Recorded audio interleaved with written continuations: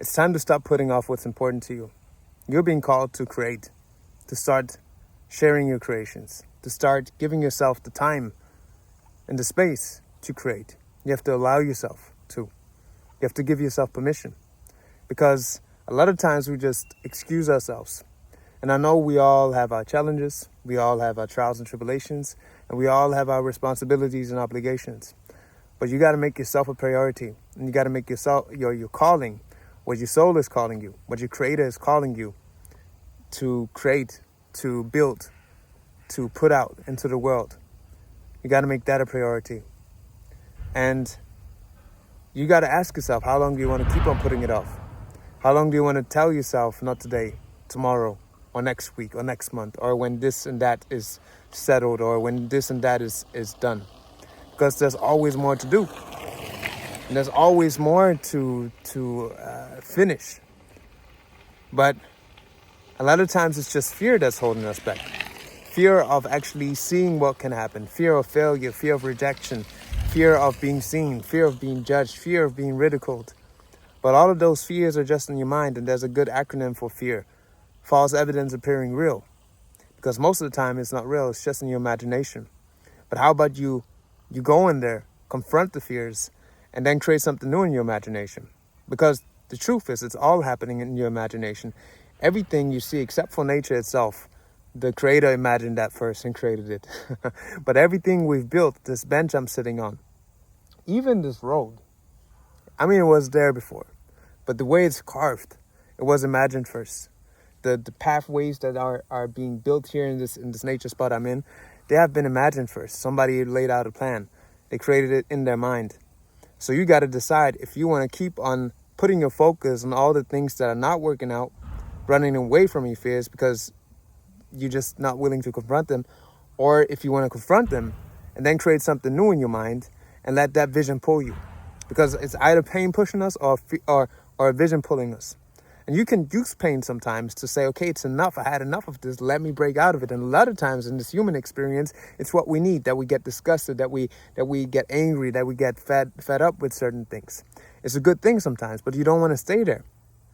But if you've been pushing off things for so long, where you know that this is something that's in my heart and I want to create it, but I'm just too afraid to put it out because I don't know what's going to happen. I don't know if people are going to judge me. Then get pissed off with that voice. Say it's enough, you know. It's time for us to step out there. Then bring the compassion to it. Because you don't want to be in a constant battle with it, because then it's going to pull you back to inertia and being stagnant. But it's time to confront what's in the shadows and no longer allow it to control you.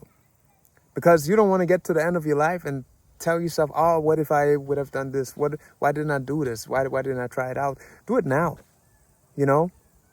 A lot of times we take this life for granted, and it's kind of also a normal thing in this human experience. But consciously bringing death into your consciousness, even if it sounds corny, is a great way to appreciate your time more.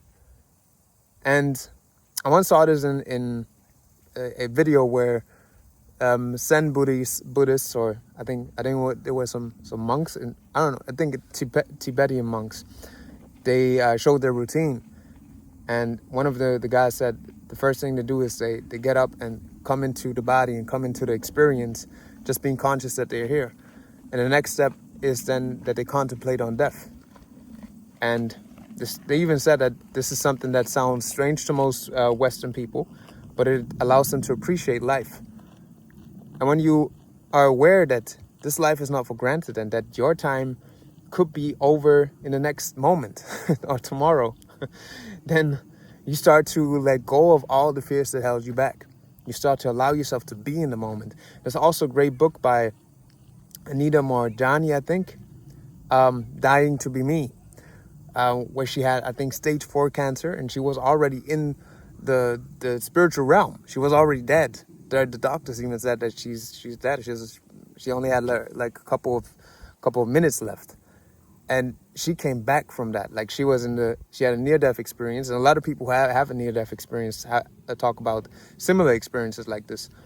And her biggest realization is that although she ate healthy, although she had a good job, although she had all of those things that look good on paper, what made her sick wasn't the wrong diet or the wrong external circumstances. It was her constantly living in fear and trying to please other people.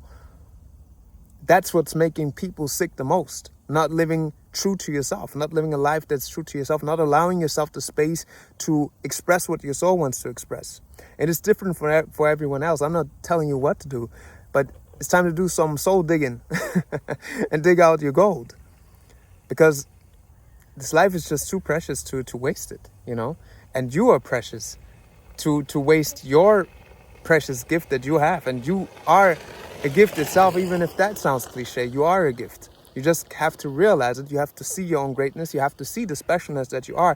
Not to say, I'm better than you, I'm more special than you. No, you're not. I'm not better than you, I'm not more special than you. But there is a unique specialness that's inside each and every one of us. But it's about seeing that specialness. It's about seeing your own beauty. Because even if I see it, I don't see you personally right now, but I know it's there. Even if your partner sees it, even if whoever out there says that it's there, if you don't see it yourself, and if you don't allow yourself the space to express it, if you don't allow yourself the space to feel into that, then it doesn't matter.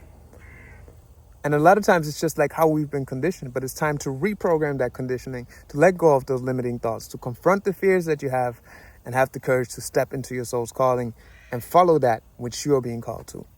So simply ask yourself, what am I being called to right now? What is it that my spirit is calling me to right now? What am I being called to express? What am I being called to put out? And do that. Just start. Because the longer you hold back, the stronger this energy of suppression grows. The stronger this energy of doubt grows. The stronger the energy of helplessness grows. And we've been taught learned helplessness in this society. Like we're not capable of doing anything. It's how this whole system is set up. And there's even an example with elephants. When a baby's, they often tie them to a stake. And although when they're grown up, they still don't run away or break away from it, because they still feel like the little baby that's tied to the stake. They still feel like they are trapped. Or same with birds that live in a cage the whole time. Often when they have the opportunity to fly away, they don't do it because they've been programmed to stay there. But you can always open up the cage and fly away. And the key is always inside the cage. You just got to see the key and open it up and say, okay, it's time to fly. Even if that sounds cliche. Sometimes the corny things are the real things, The simplest of things are important to repeat over and over again.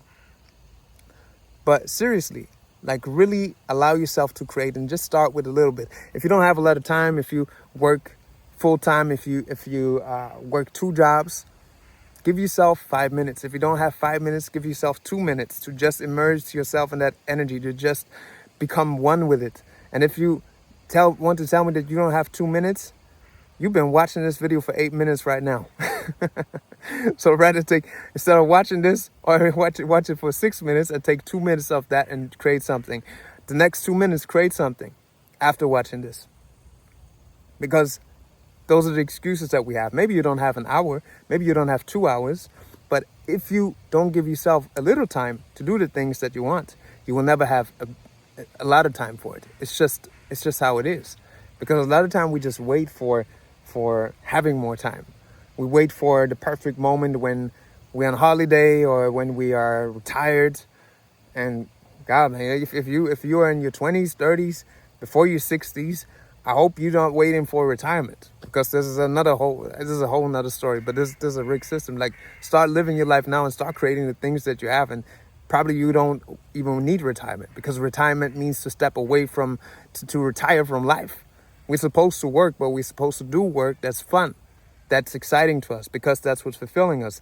Serving people, serving humanity, being in a state and in a energy of service in cooperation with your creator, serving from what your creator wants you to put out and to serve the world with. So don't wait for retirement to start doing that. Start doing it now.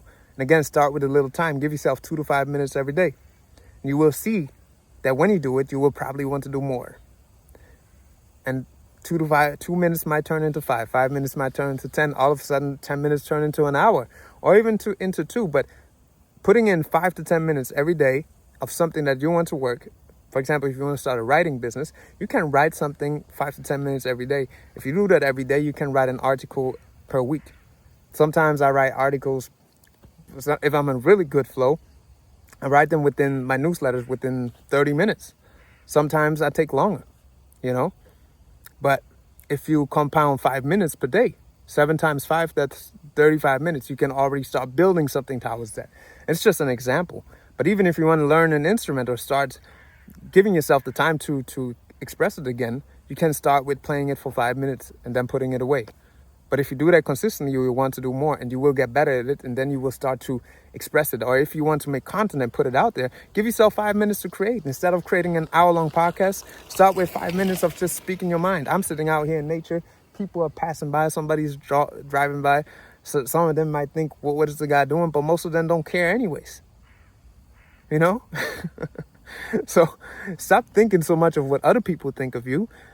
Don't put yourself so much energy into your fears, and allow yourself to express what wants to come through from a state of love, from a state of you being you, because you are much needed, my friend. And that's it. That's the message for today. Just allow yourself to be you and allow yourself to express what wants to come through. My storage was full, so I had to clear it out. But if you need something that helps you to identify those beliefs and transform them so that you can work with them instead of them working against you, so that you can start clearing them out, then I've created something called the Root Pattern Decoder, which helps you with exactly that. It helps you to find all of those voices inside of you that are against what you say that you want. Because a lot of times we just want to push through and say, oh, let me just do this. Or we beat ourselves up because we then don't do it. And a lot of times it's just like parts inside of us that are in conflict with what we say that we want or with the intentions that we set out. So if you need that, if you want that, you can get it in the link in the description for free. It's called the Root Pattern Decoder. And apart from that, I thank you for listening. I thank you for being here. And again, allow yourself to start creating, allow yourself to be you, and allow yourself to share your gifts with the world because it's much needed. I'm Law Heru, and this is the Way of Law. One love.